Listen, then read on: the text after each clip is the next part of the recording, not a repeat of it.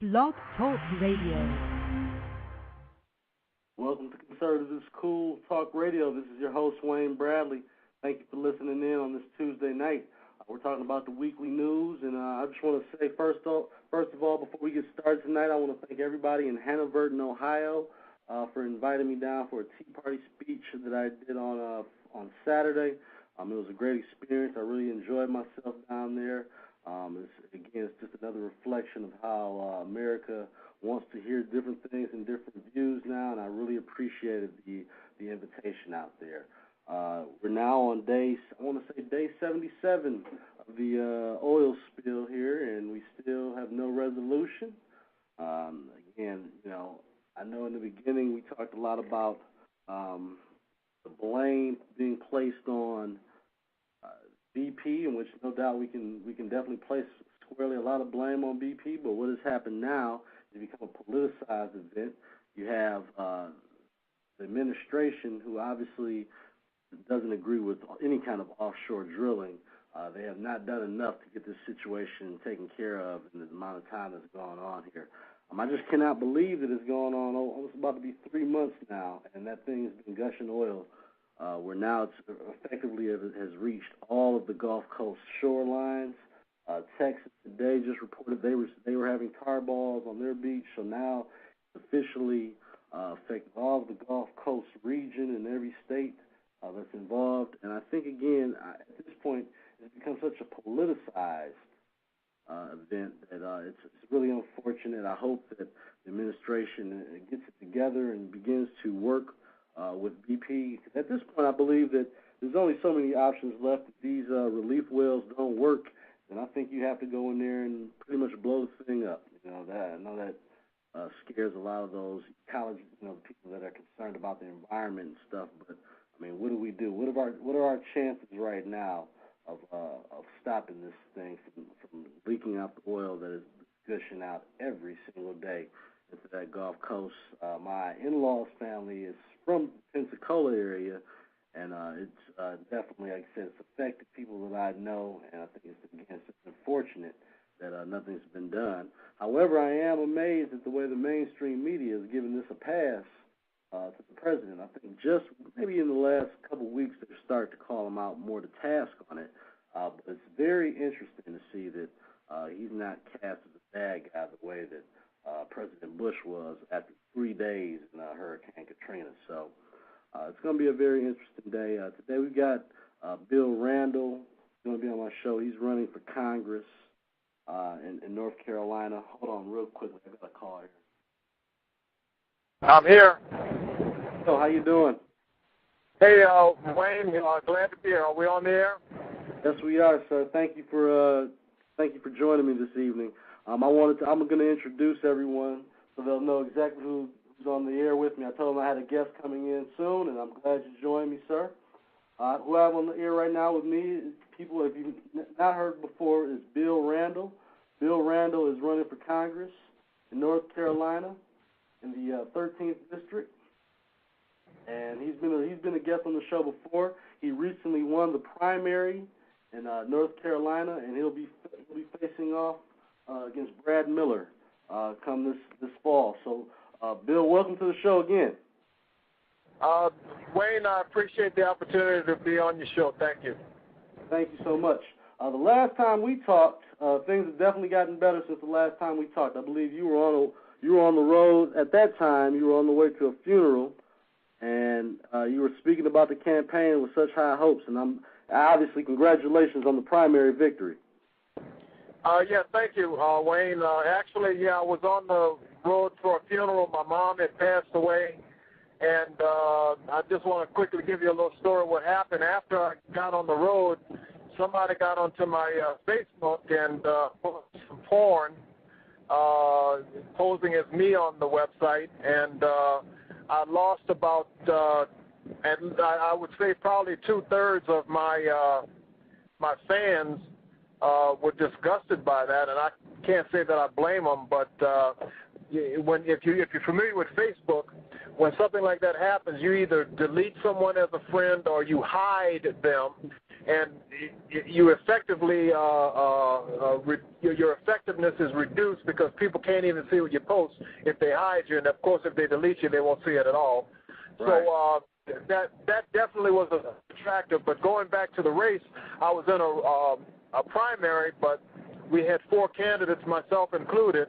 I won as far as the number of votes. I got the highest number of votes in the primary, but I didn't win high enough to win outright. So there was a runoff. Right. And the runoff, or the primary was May 4th, and there was a big time gap, relatively speaking, between that and the runoff. The runoff was June 22nd, and so we just got done with the runoff, and so now I'm the Republican nominee in North Carolina's 13th congressional district, and we're ready to go against a 4-term incumbent, Brad Miller, and we're really excited about the opportunity to bring the seat back to the people. Congratulations on that again. I know that had to be a great feeling to pull that victory off. You had support from such a wide range of people. It really showed how well you've been campaigning out there.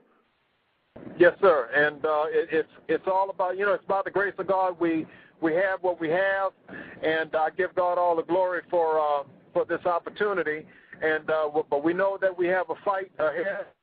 We're not disillusioned at all, and but we're looking forward to the opportunity to bring the issues to the forefront, and answer the questions and show why I would be one to best represent this congressional district. Now let's get to the issues, and let's get to some of the more recent things that are going on here. Issues-wise, what will be the first issue you would tackle once elected? The first 3 I would tackle are jobs, and jobs. Okay. Why do you think the current administration has missed out on that so almost obviously? Their philosophy, according to what they're saying, is that we're going to spend our way back into prosperity, and that is absolutely ridiculous. I know that there are a significant number of people in the audience that know that when you're irresponsible with your credit will get shut down, you'll go into bankruptcy, and you become someone who is unreliable, and there's nobody who has run up credit irresponsibly that has gotten into prosperity. It just doesn't happen. And for the federal government to think that our people are so stupid to believe that we can spend our way into greater deficits and spend our way back into prosperity, they think that we have a big stupid sign on our forehead. But we're going to send a message to them in the fall that the only people who really aren't showing the right amount of sense are the ones who are spending our money and our children's future away. And we're going to send a message loud and clear to put people in office that are going to be responsible with the taxpayers' best interests. Now, your opponent, Brad Miller, he's shown to pretty much vote a lot along the lines of Nancy Pelosi. What are some of the key and defining differences on where you guys stand on some of the issues? Really, I really can't think of one issue. Not even in national defense, where I'm in complete agreement with Brad Miller. We're so apart on the issues, whether it comes to fiscal responsibility, whether it's the nanny state, and what by that I mean that his philosophy is bigger government knows what's best for the people. I don't need big government to tell me what to do. I don't need government to tell me what to eat, or what kind of health care I need to have or anything like that. I need government to get out of my way. I need government really to do what the Constitution says it's required to do, and there's only one thing that the Constitution says, and that is provide for the common defense. That is our police departments, fire department, military, and things that preserve the safety and welfare of our people as far as our the integrity of good order in the nation. Apart from that, the government needs to get out of our way. It needs to allow us to have freedom for commerce. It needs to give us the equal opportunity, equal footing to fail or succeed. And it needs to get out of the way of putting limits on what people can earn. We had our President, Barack Obama, make a statement that says Well, isn't there a point where you've earned enough, where you've made enough money? Now, who is he to say that there's a point where people have made enough money? I don't see anybody saying that when it comes to taking our tax dollars and giving them to unions and giving them to special interests. But when it comes to the taxpayer, they want Brad Miller and all of his minions and his cohorts in Congress want to be the ones to call the shots and tell us what we can and cannot make, and tell us that they know what's best for us, and take our tax money and use it as their own slush fund to ferry out favors and to win votes. It doesn't work that way. So really, I really can't think of much of anything that I am in agreement with as far as Brad Miller is concerned, and I think the people are well aware of that, and we're going to make those differences loud and clear. We're going to show the distinction between my candidacy and his, and why he has not represented their best interests, and hold him accountable for his voting record. How would you deal with this health care bill? Because obviously, once elected, how would you deal with like I say, either rectifying the bill or just defunding it? Well, to say that, it's one thing to say that, we'll get rid of the health care bill, and, that's all well and good, but you need to go beyond saying I would look to repeal the bill.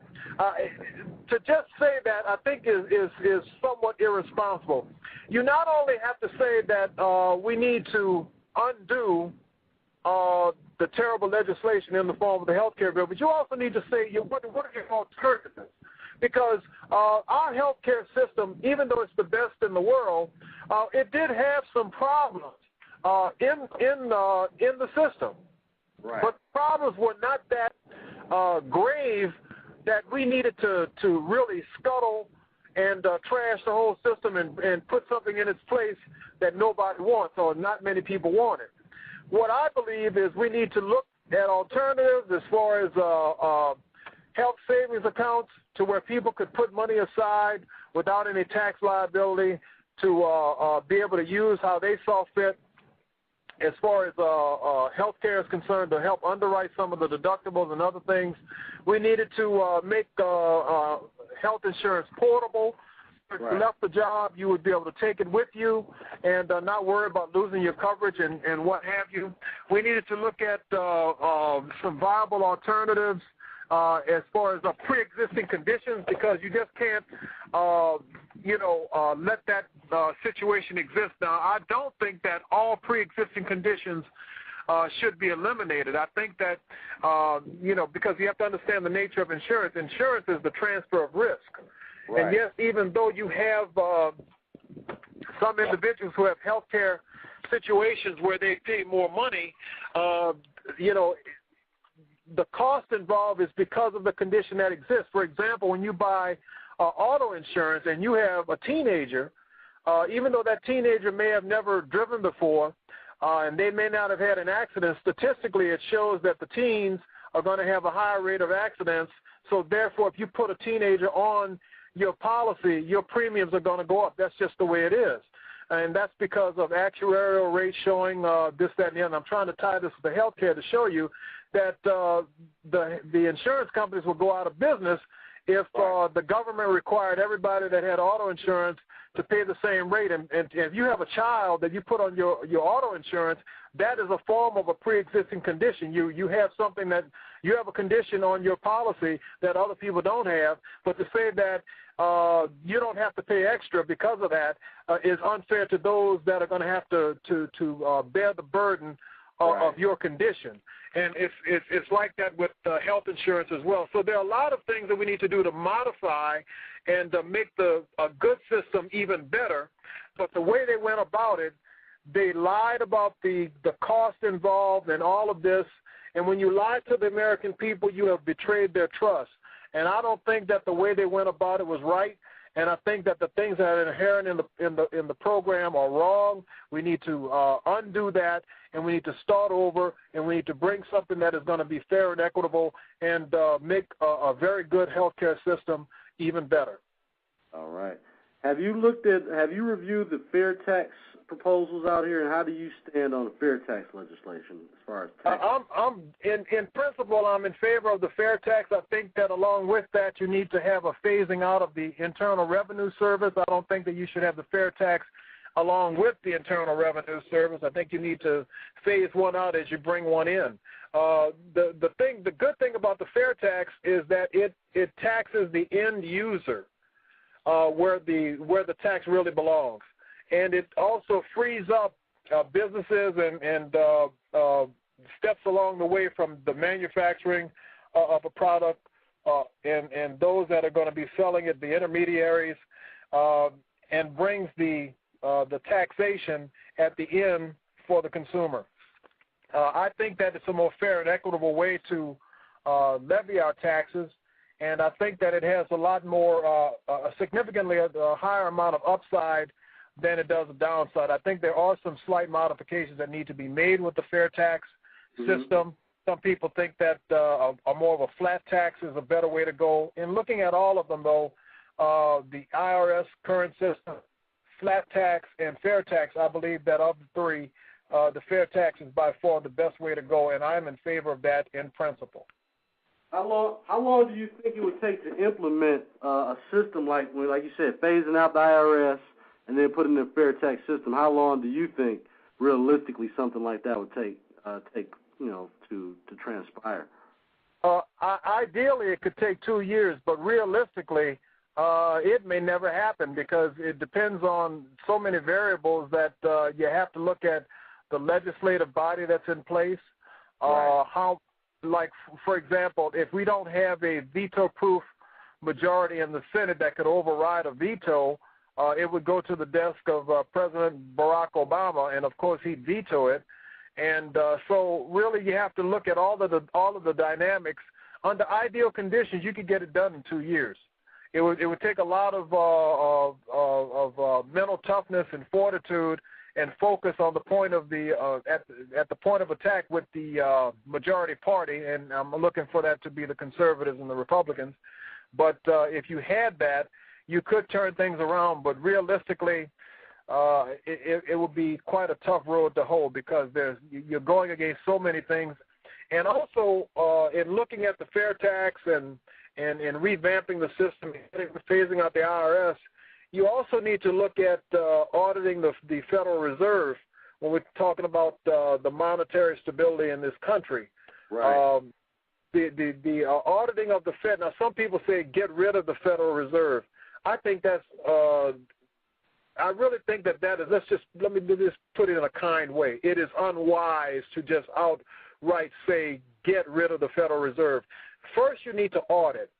Right. And it enables you to go in and look and see exactly what is going on behind the scenes to see if there's solvency and if there's stability in the process involved with the bankers that comprise the Federal Reserve, and see if that system is maintaining the integrity that it should, and look at how they're doling out with as far as the cash, the money supply, and everything else, and then make an assessment of where we are. You start first with an audit. Once the audit is complete, then you make a report back through Congress to the President and to the American people on the condition of the Federal Reserve and the results of the audit. Then once that determination has been made, then you determine whether or not you should continue with the Federal Reserve System or abolish it. But you don't, from Jump Street, you don't just say abolish the Fed. You need to look and see what exists. And until you audit it, you won't know what direction you need to go in. Right. We got so many issues going on right now in America. The immigration issue. How do you feel about what's transpired today with the lawsuit against Arizona, and do you support the governor of Arizona's decision originally? I'll answer the last one first. I think that it's a crying shame that one of the strongest voices for the Republican Party in this nation, on the national scene, one of the strongest voices, I should say one of the strongest men in the Republican Party is the woman that's the governor of Arizona. And That's a crying shame because I say, where are the men that are supposed to be bucking up and making the stand with fortitude and with conviction and with courage? Now, I know that there are other men. Don't get me wrong. I know that Governor Christie in New Jersey is doing an admirable job, although I disagree with him on the position he's taken with climate change and other things. But overall, I think he's doing a fantastic job. There are other voices here and there in the Republican Party, but you've got a woman in the state of Arizona that is just standing tall and being counted. I am for the rule of law. I think that you have rules. We're a constitutional republic, and no person and no entity is above the law. And when you disregard that and you have the federal government that with hypocrisy is going to file a lawsuit against the state of Arizona that is looking out for the interests of their citizens because the federal government is not doing their job, it's beyond hypocrisy. It is insanity. And it is almost like the federal government, if you didn't know any better, you would think the federal government is trying to incite anarchy within the country. Like It's trying to provoke the people to have an uprising against the federal government and against all federal authority so that then they can declare martial law and have the big arm of the Fed squash all of these uprisings. I really think that they're trying to provoke that. I think that you really need to consider with the broad perspective of everything, what is the federal government trying to do? The federal law mirrors what they did in Arizona, and as a matter of fact, the federal law is more stringent than the Arizona law. So you have to really wonder, what is their motivation? I can't see any motivation except that they want to incite anger and incense the emotion, incite the emotional level of the people up to a point to where they're going to just say, well, forget all of this. We're going to do what we need to do.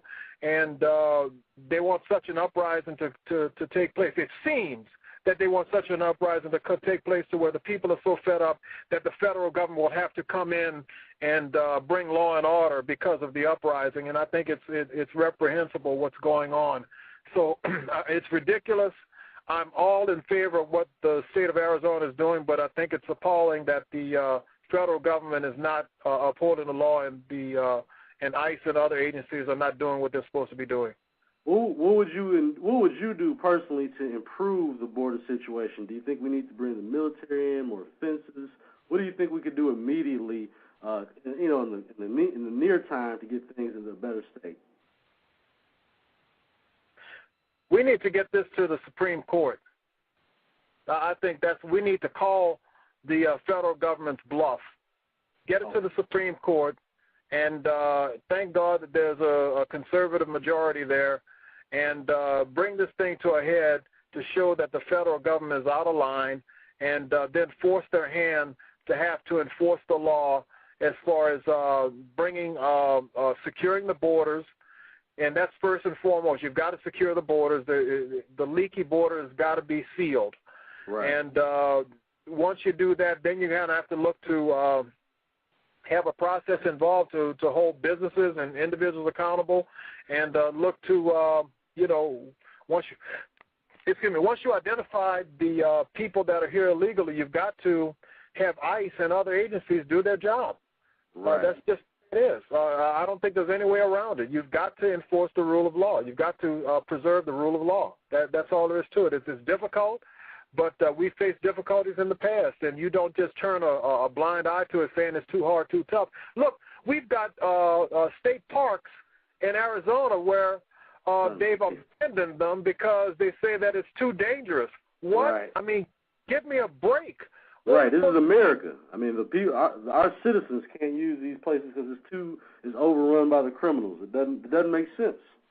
No, it doesn't. So that is insanity. We need to turn that around and turn it around big time right away. Do you think that the president has a plan of amnesty involved with trying to solve his immigration problem with a quick fix, and also something that can reward him politically? There's no telling what their strategy is specifically, but I think in general they're looking to bring sweeping amnesty to the table, and they're trying to do it before the midterm elections this fall. I think there's no doubt about that. I think that God-fearing people everywhere, though, ought to stand tall by getting on their knees. Right. When we stand tall by getting on our knees, we can break through all of the things, all of the devices that man is trying to do, and allow true justice to prevail. And I think that they have miscalculated, and I think that this thing could be turned on its head in favor of the Constitution, in favor of God-fearing citizens and law-abiding citizens, and have this thing turn around miraculously. But it's going to take our interceding on that, for that end to make it happen. Right. Now, last week, I believe it was last week, you celebrated a victory for Second Amendment rights. Did you agree with the decision? And like I said, how did you feel about it? Well, of course, I'm glad that it came out in favor of the Second Amendment, but I think the thing that's scary is that it was a 5-4 decision, Wayne. That should have been a 9-0 decision. It barely made it.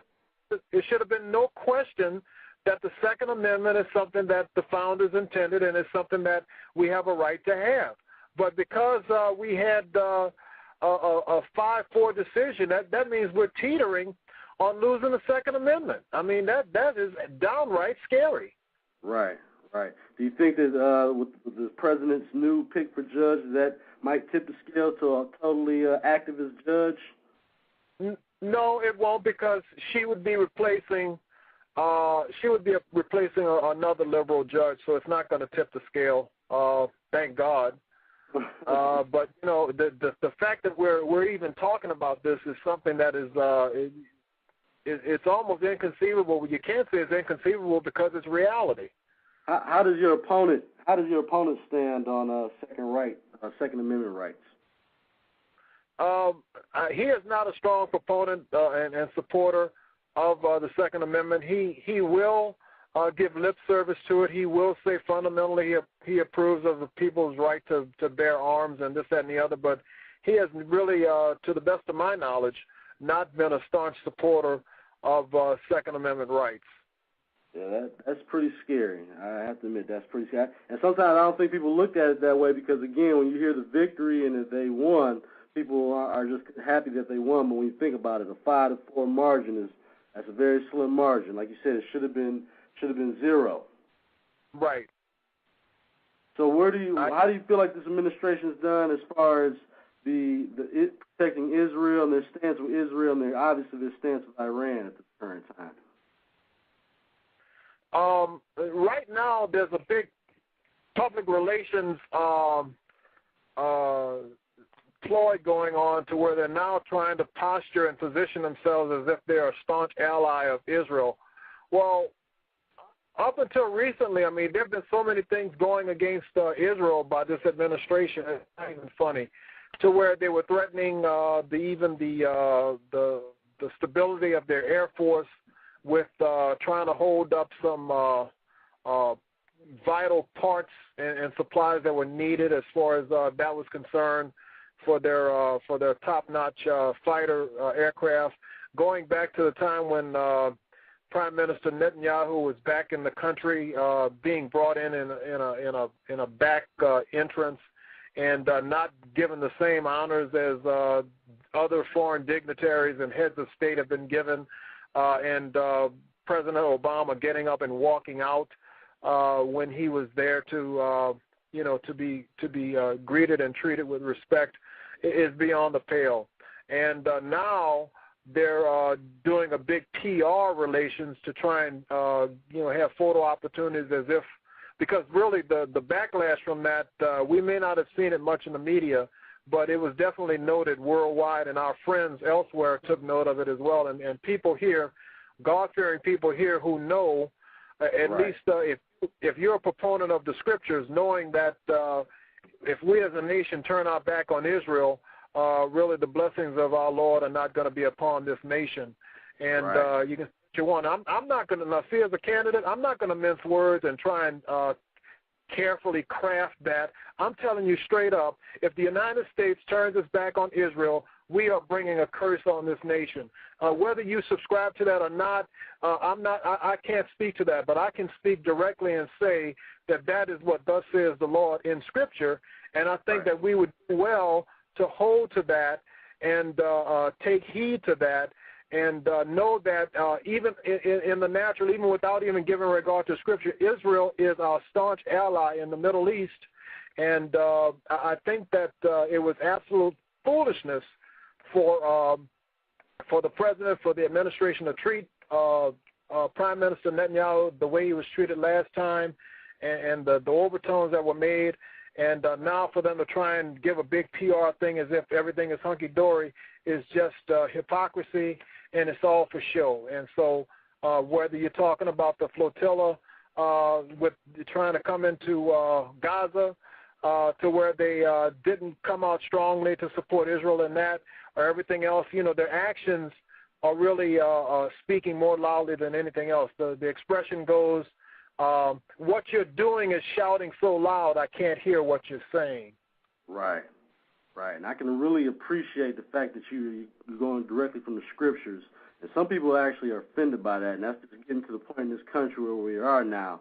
But I can really appreciate your honesty and obviously your clarity on that whole situation with Israel, because some people just don't get it, and I'm concerned sometimes that our president just doesn't get it when it comes to the protection and our alliance with Israel.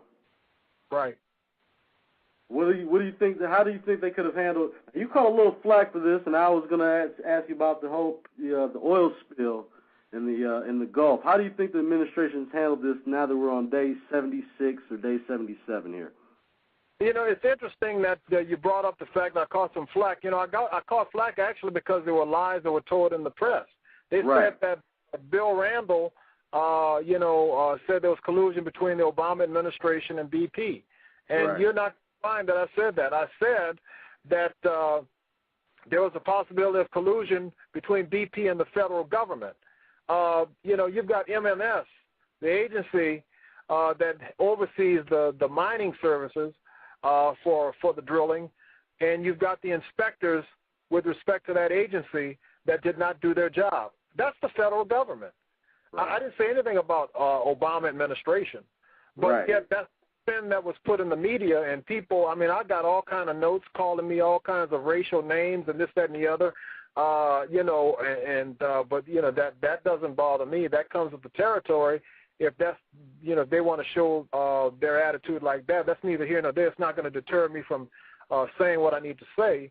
I wasn't saying anything to cause any controversy, but at the same time, I think that when you're vying for a political office, you need to call things as you see it. And the way I saw it is you've got a lot of things that could be perceived as smoking guns, where the federal government apparently had knowledge of unsafe situations and unsafe practices, but still signed off on the thing. And, and then for all of these things to coincide the way they did, to say it's just an accident, no. If it looks like a duck, walks like a duck, sounds like a duck, I'm not going to say it's a frog.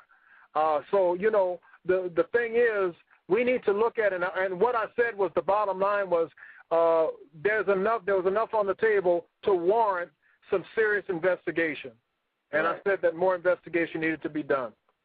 And I still stand by that. People just tried to make that connection, obviously, with the administration when you were talking specifically about departments. Why do you think the media picked up on that so in a negative spin sort of way? Well, actually, from what I've seen, the fervor in the press has died down, because I don't think they want to I don't think they want too big a spotlight on my comments, because the more they pull the string on it, the more that it could very well implicate federal agencies going beyond MMS, if you know what I'm saying. I totally understand exactly what you're saying, and I think you're right. The media again probably doesn't want to touch too hard on that. And you got a very good point on that. It's affected the jobs down there, that moratorium, and the way he's handled. Like I say, he's almost politicized it now. It's past just a reactionary thing. He's made it a political issue. And do you think that this was the time to do that? Well, I think that their action has actually impeded the progress of the cleanup. Wayne, as you know, I'm actually a native of New Orleans. I mean, so the Gulf Coast was my home prior to going into the military. And I know that the livelihood, I mean, where I lived in New Orleans was actually about a mile away from the refineries in New Orleans. So petroleum was king. I came up in that environment. I'm telling you, the livelihood of the fishing industry, the shrimpers, and all of those people that rely on the industries going down into the Gulf of Mexico, as well as those that were on the oil platforms, all of that was turned topsy-turvy with the oil spill, and then the government putting a moratorium on drilling. And I've also gotten word, I don't know if this hasn't gotten that much press, but since the spill, if I'm not mistaken, permits for shallow drilling have not been issued. Now, I haven't heard that much in the press, but from what I understand, the federal government has held off on issuing permits for shallow drilling, and that we've got some smaller drilling companies that are on the verge of going out of business because the permits haven't been issued for other drilling venues along the Gulf Coast of the United States, and that is just going to cause even more financial instability and chaos for many, many lives. So the slowness of their response, the fact that they have not helped facilitate the cleanup the way they're supposed to. You've got the governor of Louisiana up in arms, Bobby Jindal, the foreign countries that were refused because of some paperwork, saying that, you know, because they didn't have the paperwork right, they didn't allow them to come in there and soak up the oil and take up the oil. And it's just, again, going back to the statement I said, they, you know, on the one hand, the federal government is saying, oh, we're in charge and we're on top of it and we're going to do whatever it takes to get this thing right. The saying is, what you're doing is shouting so loud, I can't hear what you're saying.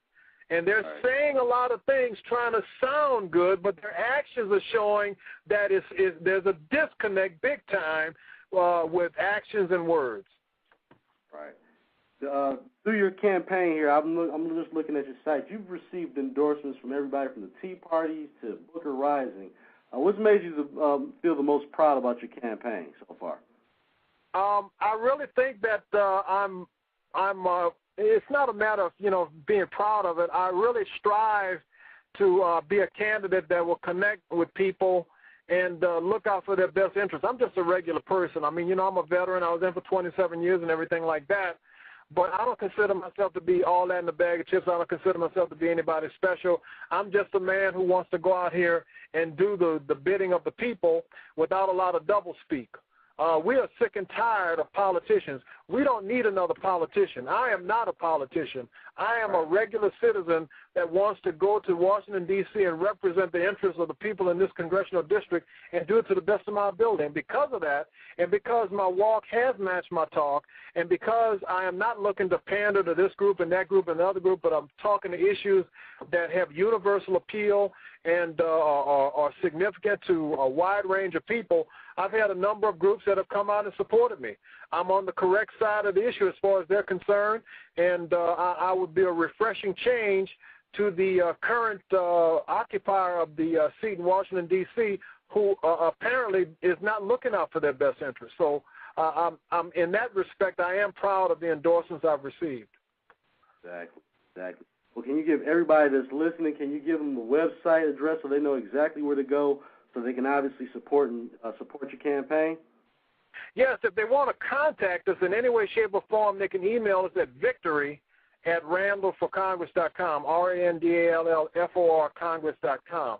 The website is www.randallforcongress.com, and we definitely could use your prayers, your encouragement, and your financial support to get the message out to let people know. And no matter where you are in the country, you will have a conservative voice that is going to look out for the best interests, not only of the people in North Carolina's 13th Congressional District, but for the United States of America, because the United States of America is not done yet. I mean, we're down, but we're not out. We're going to turn this thing around, and by getting conservative candidates in there, that are going to be solid in solid support of the U.S. Constitution, that are not going to be guilty of doublespeak, and who are going to do what they say and do what they're chartered to do in Congress, we have a chance of turning this thing around. But I definitely ask for your prayers, your encouragement, and your financial support, and I appreciate the opportunity. RandallForCongress.com. Thank you so much. Well, Bill, good luck with the rest of the campaign. I mean, you're doing a great job, and like I said, you got God in your corner, so you can't lose. And like I said, I really appreciate you coming on the show for the second time. So God bless you. We're going to continue to follow you right till you get to D.C., and I think you're doing a great job on the campaign, sir. Thanks, Wayne. I appreciate it. God bless you, brother. Take care. Have a good evening. You all do the same. Best out there. All right. All right. Bye-bye.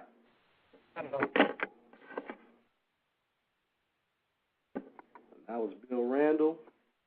Well, again, he's just running a great campaign. He is so focused on the issues, and I think that's what we're looking for here in our candidates. And that's what I want people to understand. When I bring these candidates on that are running for Congress across the country, I'm comfortable with doing that because I realize how important it is for us to put the right conservative candidates in place throughout the country. Yes, you might live in California, you might live in Texas, but it's still imperative that you help support people who are running as conservative candidates throughout the country, because at the end of the day, they're voting on laws and creating laws that affect all of us. So I want to thank Bill again for coming on the show.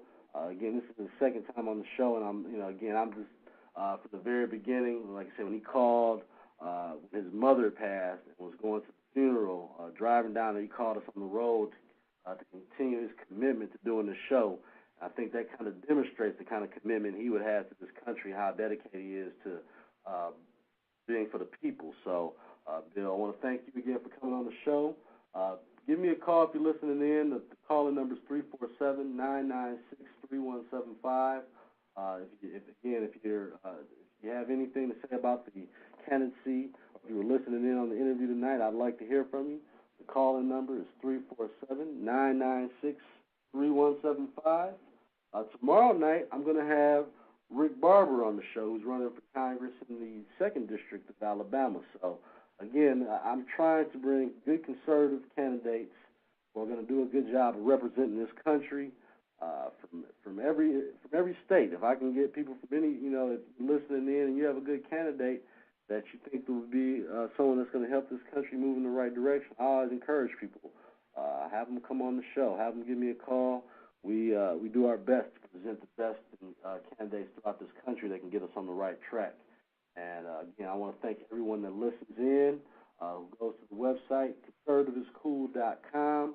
On there you can go ahead and look at all the most recent polls, the recent news, blogging that we, continue to update you on the most recent issues.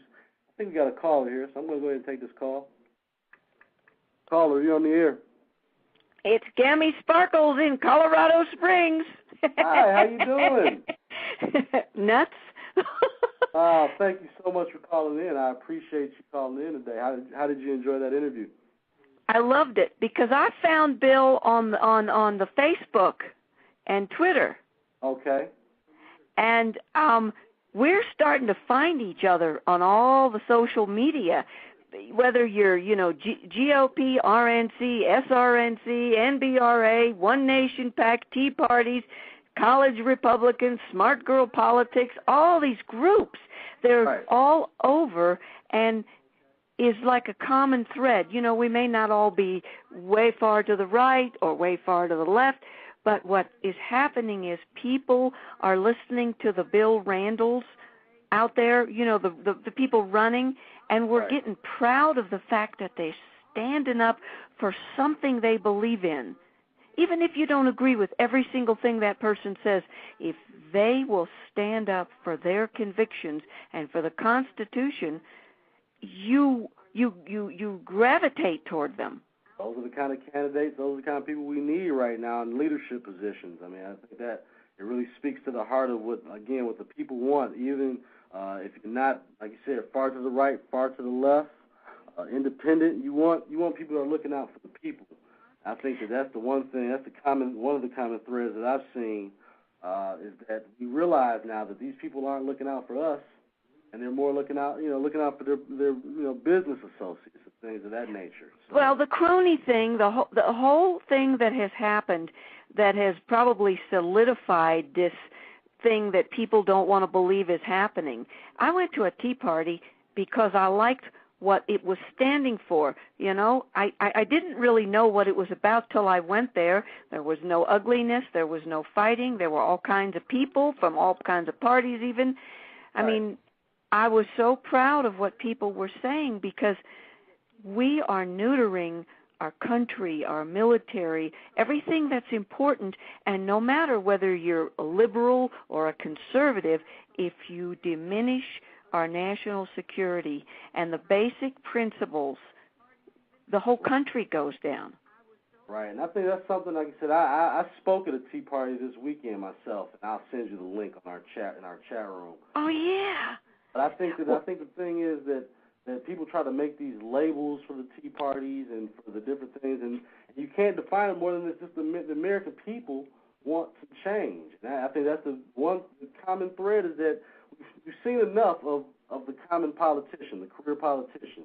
Those guys have shown exactly what they're made of, and look where they got our country. I mean, that's the bottom line, is that we want more normal citizens with common sense conservatism, common sense period, that are going to be our leaders of our country. Because we've seen what the career politicians are getting us now. That's kind of like the end result on both sides. They're both faults for making it so confusing as to who are the Republicans and who are the Democrats at times. You shouldn't have 2,000-plus page bills that nobody understands, that have implications for decades to come on all of us. I don't care what party we are, and I don't even care what our economic bracket is. If you penalize the people that are giving out the jobs, they'll give out less jobs. Therefore, you penalize the little guy anyway. But that's just the tip of the iceberg. It's this whole thing that's happening. The election turned into a partisan, nasty game where people were deceived. Our media was not doing its job. It was not telling the truth. And then if you disagreed, it became divisive. You got called nasty names. You got labeled. 4 years I've done the YouTube, and I have been cussed out from one end to the other. It just so happens that I'm like the Energizer. I'm just this tough old broad, that is an immigrant. I came from Germany, and I'm a naturalized citizen, but this is my country, and I need to stand up for it, or I don't need to be in it.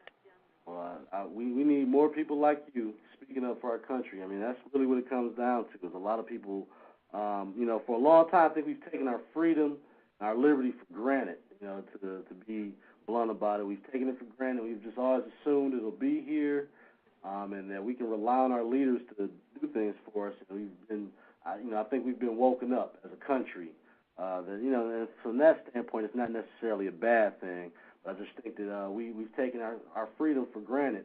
And if nothing else, this administration, and even not even just this administration, all of our leaders, Congress people, I make a point of trying to let people know that you can't put it all squarely on the shoulders of one man, because he had a lot of help, making these laws and doing these things the way they're doing them. So that's you are so right about that.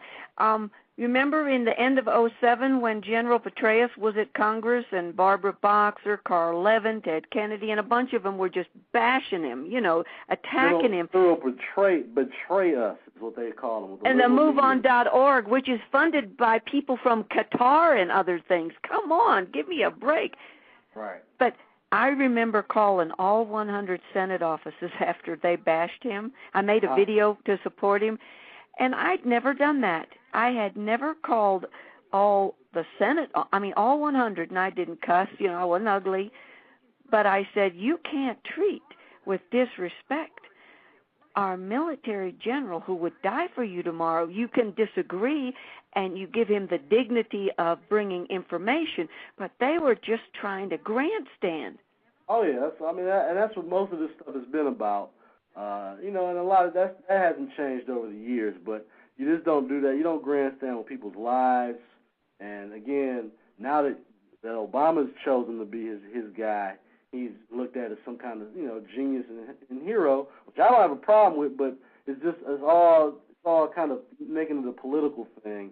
And again, they were criticizing before, but once the president puts him in place, he's a great guy. And he was a great guy before. Let go of the previous gentleman, but again, we're in a situation of war here, and it's kind of like he just didn't his attitude. He's got thin skin when it comes to these kind of things. And if he was incredible. If you caught 100 senators, I did. It took me 3 days. It took me 3 days because I had to work too, right? So I'm squeezing in calls in the mornings, at noon, at night. My throat was raw when I finished. You, ma'am, are a true patriot, and that's what people need to understand. But I didn't know I was. I'm not some kind of martyr or something. I was so mad. I was angry that they would do that to someone who would put his life on the line for us. Well, that's why it's important. That's why I tell people it's important that you make those calls. It's important that you send letters because your call is worth 100 people to them. That's how they equate phone calls and letters. I had a state senator explain that to me, that while it might seem as if they're not responding to things, the way they handle those things number-wise is very powerful in phone calls, emails, and obviously, sometimes making appearances. More than likely, phone calls and letters carry a lot of weight with these people. So what you're doing is a service to this whole country, and I thank you personally for doing that because, again, you don't have to do that, and you're doing it because you care. And we need more people like yourself to get involved and do those kind of things. Well, I think what people need to know, I didn't have big bucks, I'm just this ranting clown on YouTube and, all my other stuff I do, blog. But I didn't even know what blogging was. I didn't know any of this until in the campaign they told you, well, you need to go out and stand up. And when you got 10 people saying one thing and here you are the lonely voice saying, wait a minute, what about this? And then they start cussing at you. Well, you got to be tough to fight back.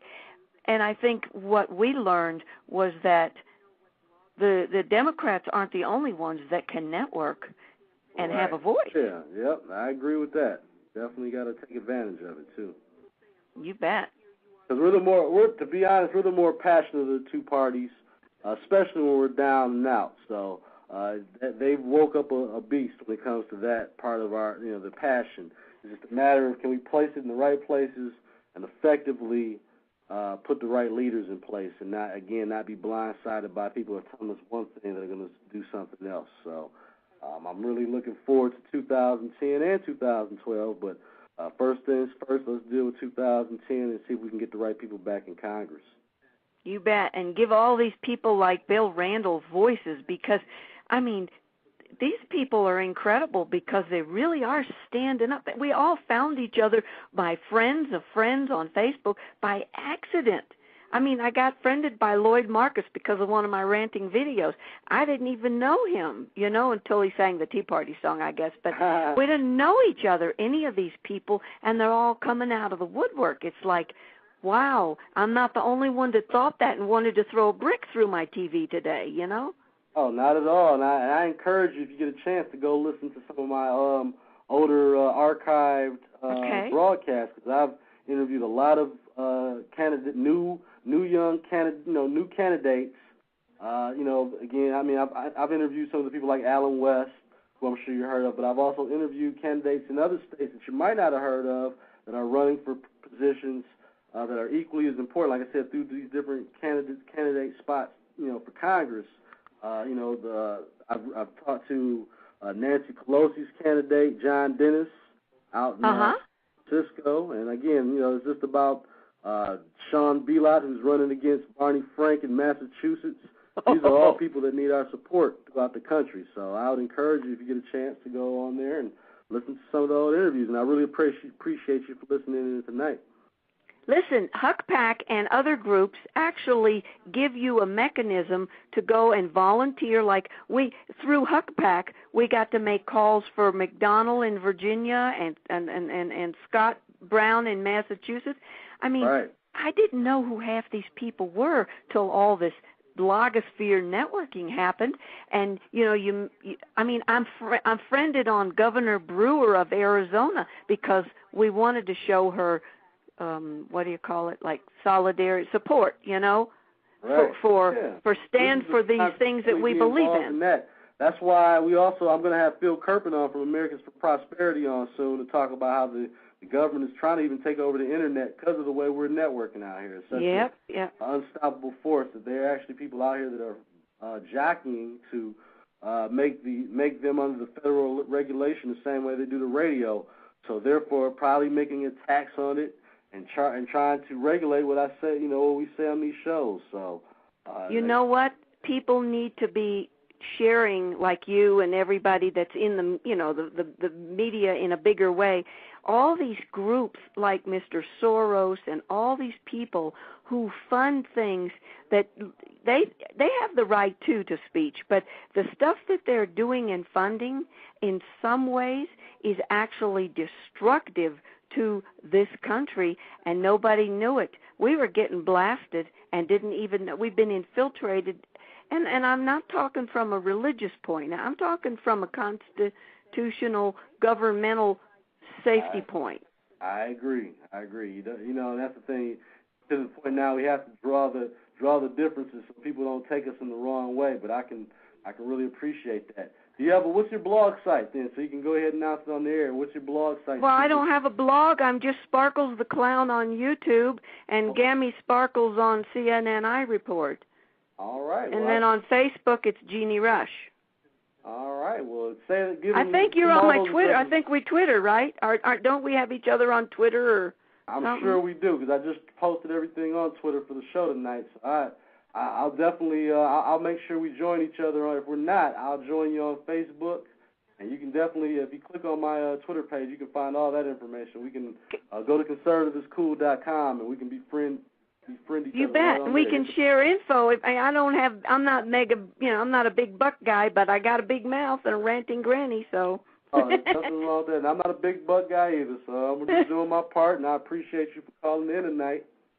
Well, thank you. I came from Chesapeake, Virginia, so I was not too far from you once, but I've been out here 20-some years.